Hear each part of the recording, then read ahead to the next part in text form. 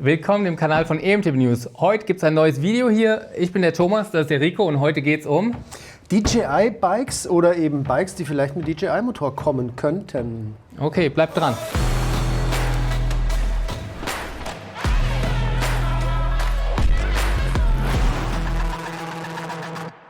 Okay, neue Bikes mit DJI. Erstmal, warum ist das interessant? Was macht den DJI-Antrieb so interessant für Hersteller und auch für uns Nutzer und Nutzerinnen? Prinzipiell ist ja der DJI Avinox-Motor letztes Jahr auf der Eurobike vorgestellt worden, hat direkt voll eingeschlagen, ein Riesending gewesen.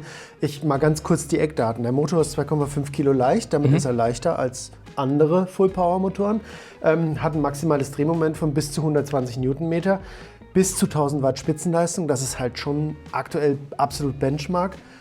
Es gibt verschiedene Akkus, 600 Wattstunden, 800 Wattstunden, ein großes 2 Zoll OLED-Display mit Touchscreen-Funktion, eine eigene App und das große Thema Schnellladen, weil das wurde bis dato tatsächlich total stiefmütterlich behandelt. Das irgendwie, und jetzt ist es voll der Augenöffner. Okay, was heißt denn, wie schnell kann man so ein Ding aufladen dann? Also ich habe die Zahlen nicht so 1000% im Kopf.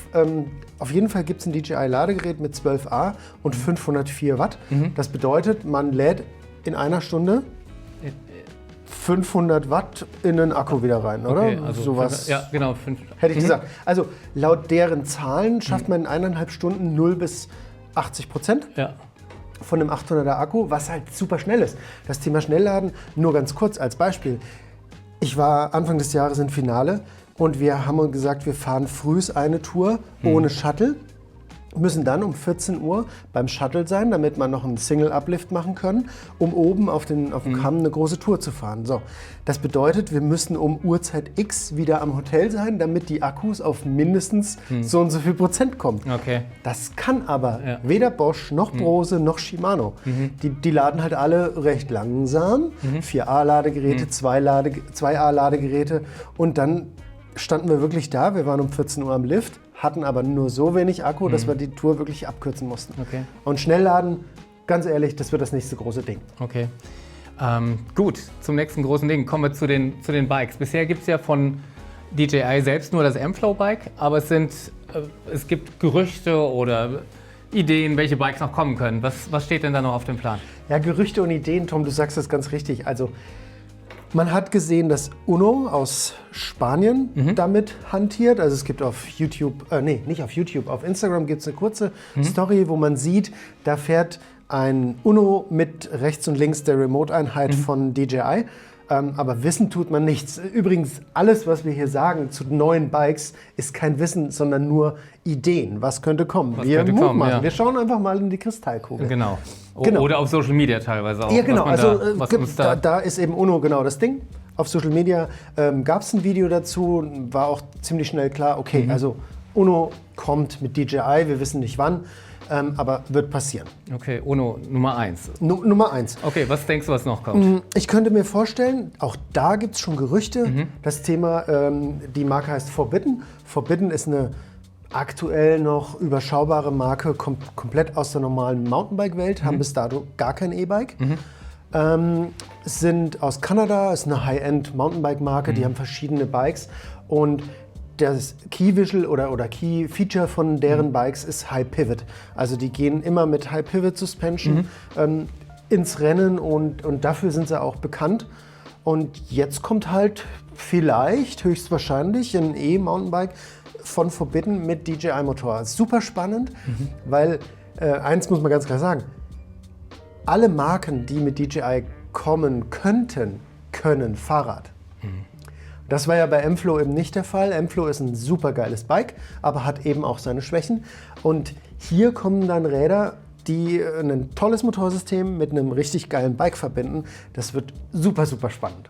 Okay, Uno Forbidden, was hast du noch in deiner Kristallkugel? Wie gesagt, ich denke so, es werden kleinere Super-Performance-Marken damit kommen, aber auch größere Marken, die eben ganz viel Performance in ihrer DNA schon haben. Also ich kann mir Innovation, oder? Oder auch sehr innovativ sind, vielleicht von der Größe keine Riesenmarken sind. Überschaubar, dass man Änderungen auch zügig umsetzen kann. Man muss es halt auch machen und man darf halt auch nicht vergessen, wenn man sich jetzt auf ein Motorsystem committet, dann heißt das halt, 3 Jahre bleibt das so, wie es ist.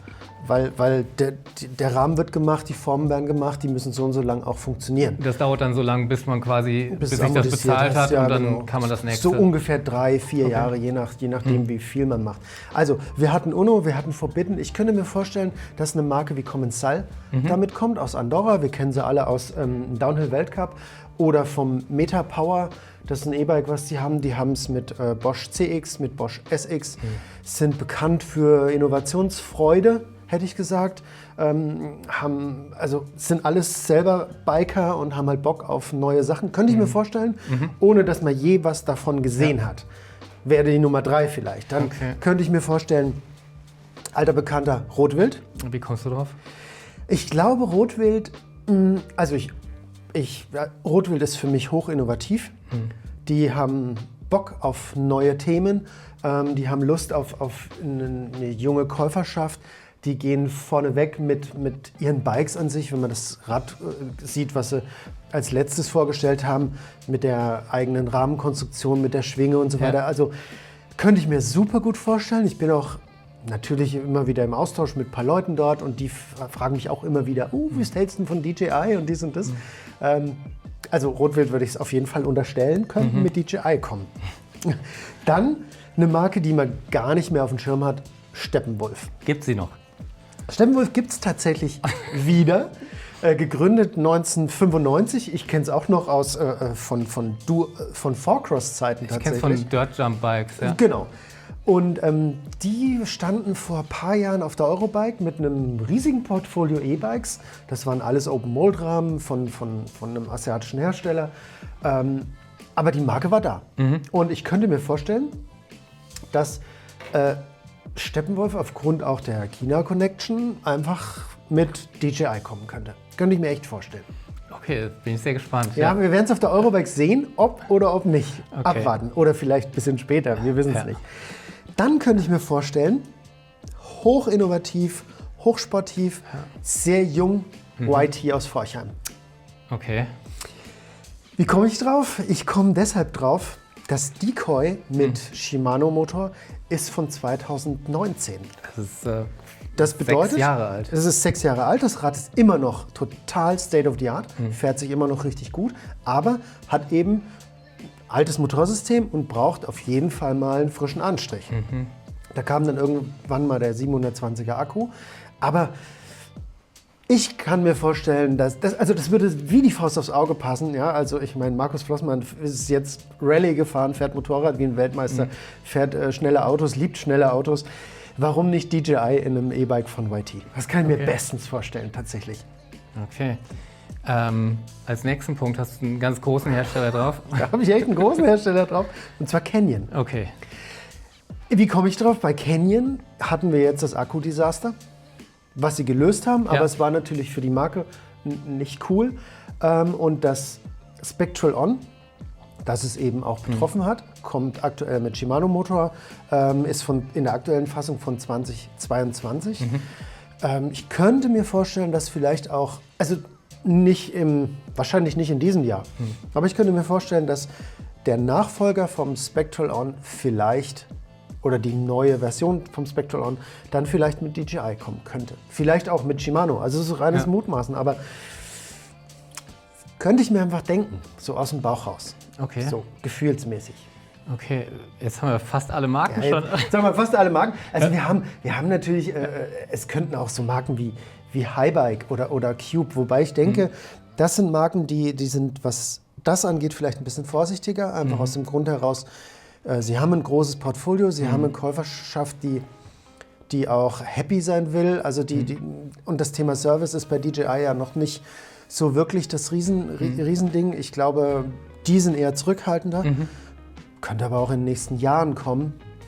Und dann gäbe es noch eine große Marke, wo man vielleicht noch mutmaßen könnte, das wäre Specialized, weil einfach wahrscheinlich das Levo mal neu kommen muss. Ja.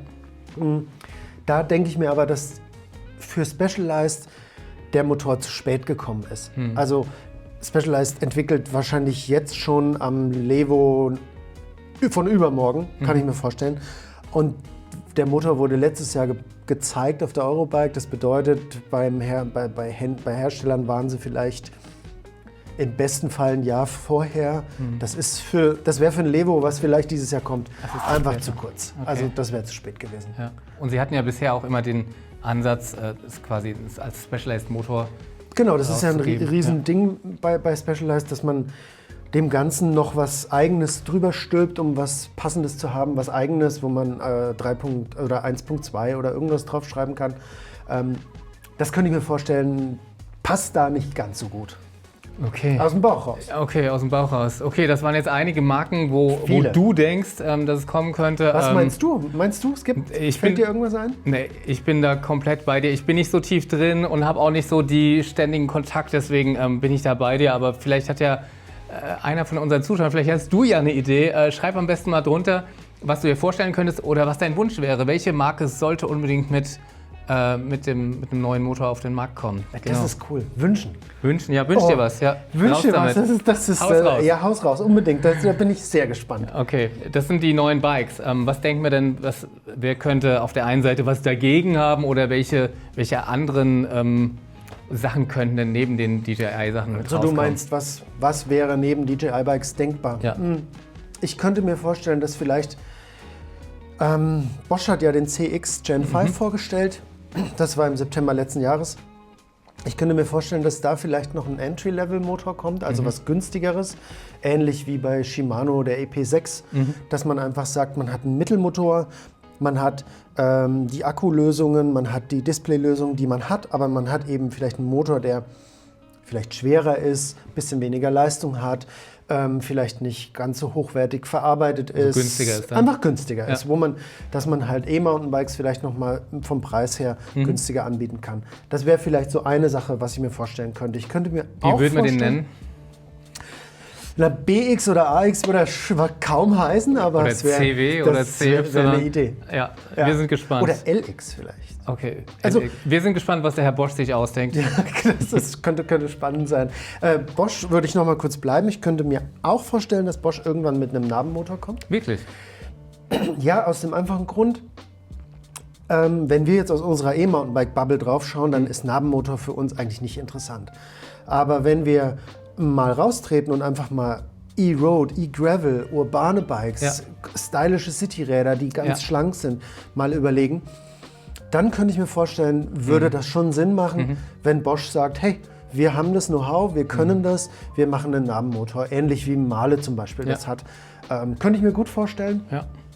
Wäre so eine Sache auf jeden Der Fall. dann quasi eine Ergänzung für das Bosch-Ökosystem ist. Das heißt, du hast die ganzen Displays und Steuerungen einfach nur ein anderes Motorteil. Vielleicht gibt es sogar noch einen kleineren Akku, weil der 400er zu dick war, also zu großvolumig ist oder so. Dass man eben auch diese super stylischen Citybikes eben hinbekommt, ne? Mit solchen Röhrchen. Ja, oder diese E-Gravel-Bikes, wie, keine Ahnung, das, von BMC oder von allen möglichen Herstellern. Oder wie das. Bist du ja auch schon mit unterwegs gewesen. Auch mit Mahlerantrieb, ja. Also super das cool. könnte ich mir auch vorstellen. Okay, Shimano?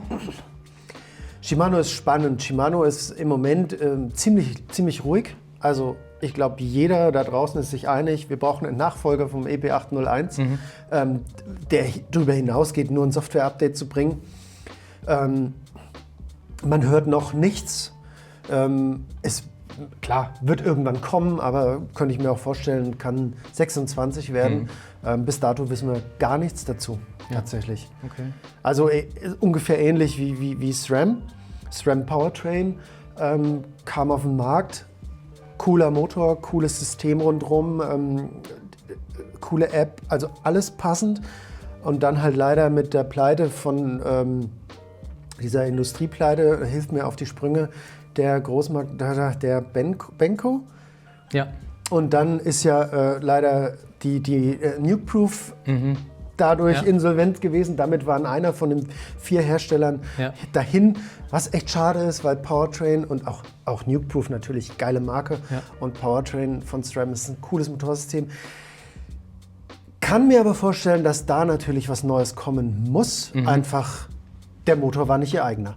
Ja. Ganz einfach. Man hat jetzt auch das Patent gesehen mit dem Zykloidgetriebe im Motor. Also sprich, da wird gewerkelt und entwickelt. Aber wann? Vielleicht nicht nächstes Jahr oder dieses Jahr. Wir Also sind nächstes Jahr gespannt, vielleicht, aber dieses ist wahrscheinlich. Okay, das heißt, wir haben Shimano und SRAM jetzt dann quasi nochmal als Vorhersagen oder als Mutmaßung genau. dabei. Jetzt nochmal zurück zu Bosch. Hier steht noch auf deinem Spickzettel noch was zum Thema Bosch. Man munkelt, also mehr Leistung. Okay. Einfach aus dem Grund heraus, DJI rennt vorweg mit viel Leistung. Der Markt draußen schreit plötzlich nach, ich brauche immer mehr Leistung, ich brauche immer mehr Leistung. Ich habe mit verschiedenen Händlern immer wieder gesprochen, die einfach sagen, die Leute kommen hier rein und sagen, hey, ich brauche das Rad mit der meisten Leistung, M-Flow, BAM, vorne, hinten, dies und das. Ich könnte mir vorstellen, dass vielleicht da so reagiert werden könnte, dass man sagt, hey, wir machen unseren Motor stärker. Der Motor kann es sicher. Ja. Muss man abwarten, ob sie den Schritt gehen. Also ich bin ein Fan von 85-600 tatsächlich, weil für mich passt das gut. Ich könnte mir aber auch vorstellen, 90 Newtonmeter und 700 Watt Spitzenleistung ist auch sind auch coole Zahlen, wenn das Ganze funktioniert. Es darf natürlich nicht zu viel werden, dass wir Probleme kriegen, aber könnte passieren. Okay. Ein wichtiges Thema, du hast eben schon gesagt, ist das schnelle Laden. Also meinst du, da springen andere jetzt auf den Zug? Du hast gesagt, das ist das Next Big Thing. Ja. Also ist das so ein Game Changer? Da bin ich fest von überzeugt. Meinst du, das wird auch nachgefragt in der Breite schon? Oder ist das nur so ein Ding, was wir als Nerds jetzt cool finden und der Rest nimmt es gar nicht so wahr? Also das Verrückte ist, bis dato hat es niemand wahrgenommen. Tatsächlich. Das war überhaupt kein Thema, auch bei uns nicht. Also weder wir haben drüber geredet, noch ich mit irgendwelchen Leuten aus der Industrie. Dann kam DJI und zeigt, hey, du kannst deinen Akku in 1,5 Stunden vollladen. Batsch, was ist denn hier los?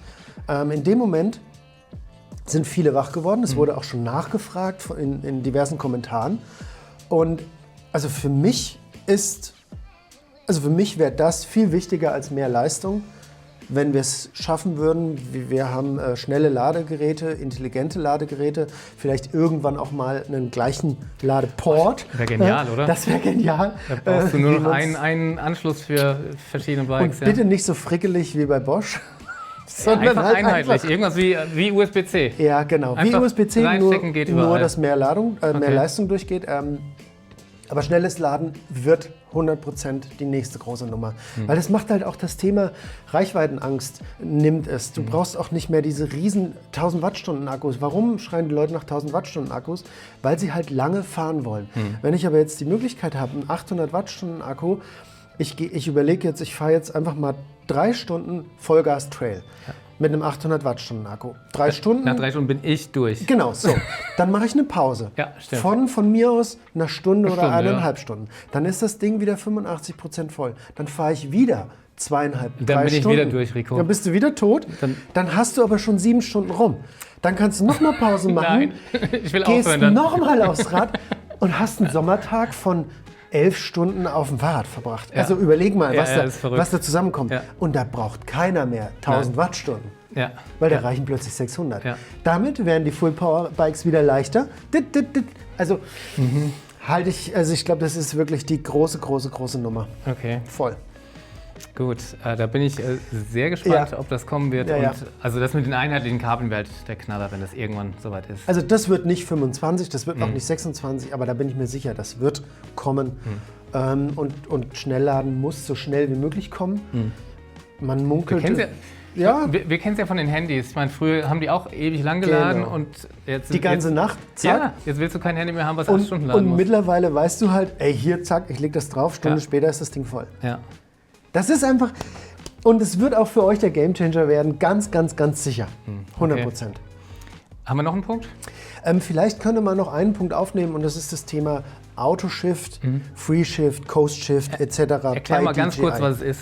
Genau. Nicht jeder kennt es. Also Autoshift bedeutet automatisch schalten. Das heißt, ich muss nichts mehr tun. Das System erkennt meine Trittfrequenz, die Last, die auf der Kette ist und legt den passenden Gang ein. Freeshift oder Coast-Shift, bei Shimano heißt es Freeshift, bei SRAM Powertrain heißt es Coast-Shiften. Heißt, es kann, ohne dass ich die Pedale bewege, kann ich schalten. Das heißt, wenn ich schalte, dreht der Motor selbst einfach kurz, dass hinten Genau, und dann geschaltet werden kann. wird der Gang gewechselt Und wenn man das einmal hatte, das will man auch nicht mehr missen. Ich finde das sogar ein cooleres Feature als automatisch zu schalten, weil ich halt schalten kann. Ja. Wer das nicht oder wer da nicht so firm ist, der wird auch automatisch schalten super finden. Letztes Jahr hat Bosch das auch gezeigt. Also Bosch kann es auch schon mit THP gemeinsam. Und ich könnte mir vorstellen, dass das bei DJI ein Thema ist und ein Thema wird. Also Da muss man natürlich die Frage muss man natürlich stellen, mit wem kann es dann DJI? Ich habe aber schon gehört, dass man SRAM anstecken kann also die Infos Der Stecker kann man passt schon mal. Ja, das passt schon mal. Also wobei, das ist wirklich totales Mutmaßen. Also ich betone es nochmal, hier ist nichts verbrieft, außer die Daten von DJI vom Motor. Der Rest ist wirklich nur Ricos Fantasiewelt. Blick in die, ja auch deine, unsere Fantasiewelt, Blick in die Kristallkugel. Also ja, genau. Okay. Super spannend. Jetzt nochmal die Frage an dich. Was denkst du, was könnte noch kommen? Also auf der einen Seite, welches Bike wünschst du dir mit einem modernen Motor von DJI zum Beispiel? Und was denkst du, was könnte neben den Bikes noch an neue Technologie von den verschiedenen Herstellern kommen? Ja, schreibt es uns in die Kommentare gerne. Genau. Ja, das finde ich super spannend. Ich bin auch gespannt, ich bin auf die Kommentare gespannt. Da kommt tatsächlich voll. Okay. Haben wir sonst noch was? Nö, wie immer am Ende. Ich hätte gesagt, wir sind hier durch, ihr bleibt elektrisch, du natürlich auch. Auf alle Fälle. Ja, voll gut. Bis dann. Ciao zusammen. Ciao.